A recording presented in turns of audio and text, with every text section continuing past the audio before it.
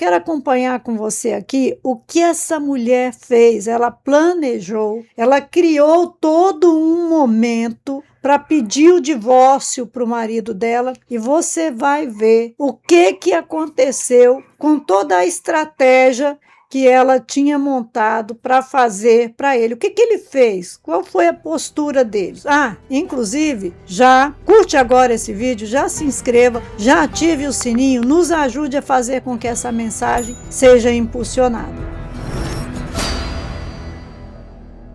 Deixa eu te contar uma coisa aqui. Antigamente, os homens tinham muito medo das mulheres. E por isso tinha toda aquela punição para cima das mulheres que se entendiam que eram bruxas e que, na maioria das vezes, haviam provas, sim, de que elas estavam fazendo algumas coisas bem difíceis, porque elas sabiam manipular ervas, e o que elas faziam? Elas manipulavam as ervas para transferir os homens para o outro lado da existência e também ajudavam suas esposas a transferir seus esposos. Então, sim, os homens, desde lá do passado, já reconheciam que existe uma parte difícil na mulher, que você não pode falar da crime, né, realidade lá, porque você não pode falar esses nomes, você não pode falar da malignidade, você não pode falar da perversidade, da histeria, de todos esses tipos de problema. Vamos logo aqui para essa moça. Decidi que iria dizer a ele que queria o divórcio.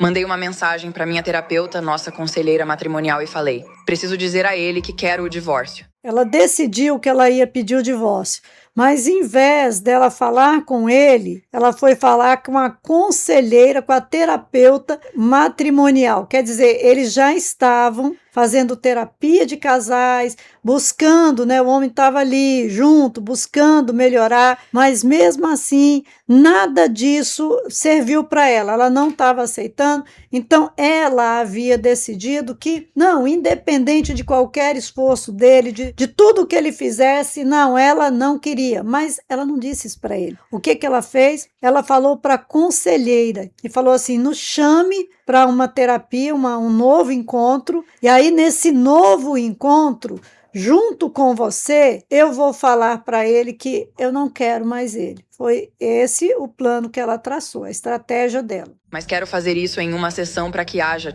um mediador presente. Ela conseguiu nos encaixar, o mais rápido possível, 2 dias depois. Você acha que precisa um mediador? Tinha de ter um mediador presente?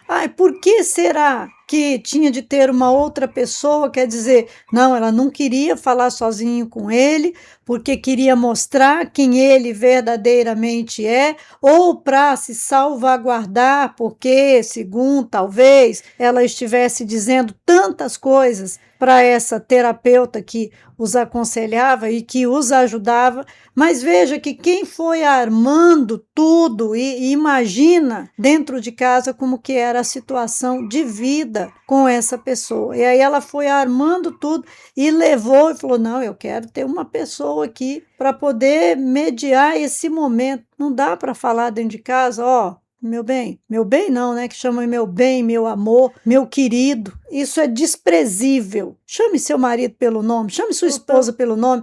Quando se chamavam pelo nome um ao outro, primeiro eles não esqueciam o nome um do outro. Tão fácil. Porque ia perpetuar pela vida toda, um chamando o outro pelo nome. Você tem um nome, te foi dado um nome, não é queridinho, não é amor, não é falsa bajulação, é o que é o seu nome. Então chame pelo nome, porque ao menos você vai lembrar do nome daquela pessoa constantemente que está ao seu lado. E aí eles viviam 50, 60, 70 anos de casados, lá atrás, no passado.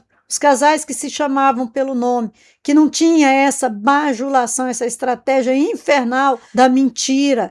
É amor, é querido, é bem, e daqui a pouco tá todo mundo lá na porta da delegacia. E eu entrei já sabendo que iria pedir o divórcio. Sentamos na nossa sessão. O clima estava, muito tenso, muito estranho. Meu ex estava sentado lá, então, o que, por que temos uma sessão de emergência? A terapeuta falou: Jaime, você quer começar? E eu simplesmente comecei a chorar e falei: eu quero o divórcio. Sabe, foi difícil pra mim, dizer essas palavras. Como Como assim foi difícil? Ela tinha planejado tudo. Então, aí vem a questão da fantasia e da dramaticidade, da teatralidade, que é um traço, é um distúrbio dos problemas disfuncionais. Disfuncionais, tá? Tem o que é funcional, o que é natural e o que é disfuncional, que a psicanálise cita, que Lacan, que Winnicott, que Freud, todos eles trabalhavam esses traços em cima da personalidade da mulher, porque sim, a mulher tinha mais essa tendência de ir para o lado da disfuncionabilidade por causa do sempre o emocional mais frágil, que precisa ser cuidado, que precisa ser vigiado, que precisa ser trabalhado, e por nós mulheres também, não é só pelo homem não, é muito mais por nós mulheres. Ela já tinha tramado tudo, planejado tudo, e estava com dificuldade de falar. Acabou, eu quero o divórcio. Ele ficou em silêncio, sentada ao lado dele, chorando. Não se mexeu, não me olhou. Ele não reagiu de forma alguma, ficou completamente frio. Ela sentada ao lado dele, chorando. Foi difícil para ela falar, né? Ela estava do lado dele, chorando, e ele ficou incólume, quieto, frio, paralisado. Ele foi levado para ali sem saber para o que ele estava sendo levado, e já estava tudo planejado para ele. Eventualmente, nossa terapeuta falou: "Você gostaria de responder?" Ele respondeu na hora e disse: "Mo, tudo bem, então vamos logo finalizar os detalhes." E foi isso. Olhei para minha terapeuta e fiquei atônita. Eu sabia que estava pronta para ir, mas não conseguia acreditar que essa foi a reação dele. Não houve empatia, não houve compaixão, não houve nem vontade de lutar por nós. Epa, não houve empatia, não houve compaixão, houve da parte dela. É isso que nós mulheres temos que trazer para nós. Aquilo que a gente cobra do outro, que a gente não tem. Houve da parte dela esse mesmo sentimento, esse mesmo desejo. O quanto ela estava lutando por eles. Ela estava lutando para acabar, para terminar. Ela tinha também de estar lutando para não acabar. Por que que ele tinha de sozinho lutar? Porque os dois têm de se tornar uma só carne. Não dá para separar. Como que a mulher pensa que ela vai separar de uma só carne? O homem entende melhor isso. É uma só carne. Não dá para separar. Eu não posso separar. Eu não quero separar. Essa é a condição do homem. Ela estava separando. Ele não lutou por nada. Por que ele deveria lutar? Eram os dois juntos, lutarem juntos. Eu não achava que haveria, mas a gente sempre espera uma última tentativa. Voltamos casa nessa noite. Não falamos. Ele dormiu no sofá. Acordei, fui trabalhar no dia seguinte e voltei pra casa. Naquela noite, ele estava jogando PlayStation. Sentei ao lado dele. Há 24 horas não conversávamos. Eu disse: "Podemos conversar sobre o que houve ontem?"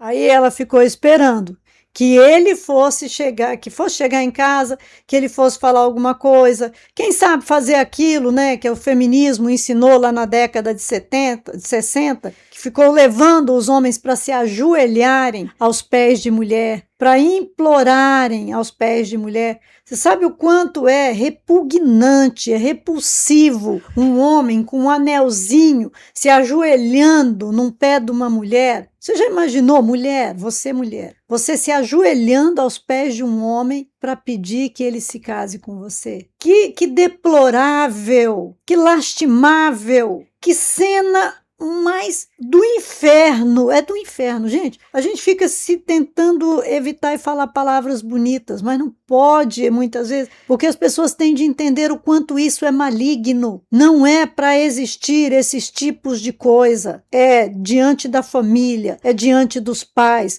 é olho no olho, frente a frente, ninguém abaixo, ninguém dobrado, ninguém de joelhos, ninguém rendido, ninguém se colocando em posição de menos, porque essa é uma posição de necessitado, daquele que implora. Entenda isso. Aí ele não foi, ele não quis conversar com ela, ele ficou tranquilo na dele. Aí ela teve de ir conversar, aí lá vai ela. Ele continuou jogando, olhando fixamente para frente e disse: "O que há para conversar?" Na minha cabeça, eu pensava: essa é a nossa última tentativa desesperada de virar esse barco, sabe? Era a última tentativa dela, não foi ela que foi lá e foi falar que queria o divórcio? Então não foi ela que provocou a nossa última de não virar o barco? Ué, Ela estava lutando para virar o barco, ela queria o divórcio, estava forçando, pendendo para um lado para virar. Aí ele não foi fazer esforço para não virar, ele deixou, ela quer virar o barco. Vai ver que ele já tinha se esforçado até muito para que esse barco não virasse. Porque, na realidade, sempre é assim. E eu falei, então, o que vamos fazer? Ele continuou jogando e disse, já consegui um apartamento, já tirei meu nome do contrato de aluguel. Ele já tinha feito as coisas. Dentro dessas 24 horas, ele já tinha aberto a pasta da sua vida de homem solteiro e foi lá e resolveu tudo.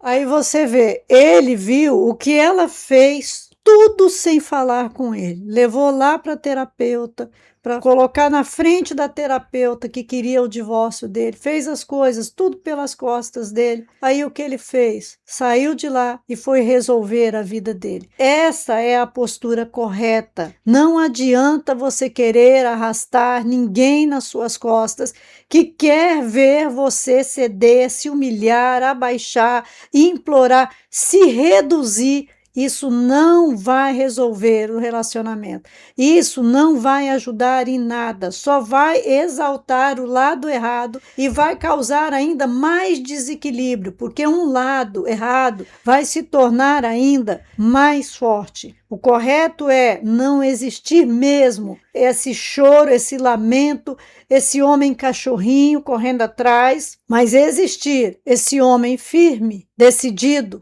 convicto, que assusta, que traz uma realidade para a mulher que ela nunca esperava, porque essa mulher fez isso porque provavelmente ele vinha tentando, lutando e por essa ela não esperava. Ela não esperava de modo algum. Mas ele, o que fez imediatamente, quando ele viu a postura e a atitude dela, ele seguiu em frente. Ele estava seguindo em frente. Aprenda a ser forte, aprenda a ser decidido, aprenda a seguir em frente. Às vezes nós queremos do nosso lado as pessoas que vão causar o nosso sofrimento para o resto da nossa vida. Em algumas circunstâncias, muitas mesmo, na maioria das circunstâncias, não é em algumas circunstâncias, na maioria das circunstâncias, é muito melhor ficar sozinho do que mal acompanhado. Olha, deixa aqui seu comentário. Não saia daqui sem conhecer os meus livros. Eles vão mudar a sua mentalidade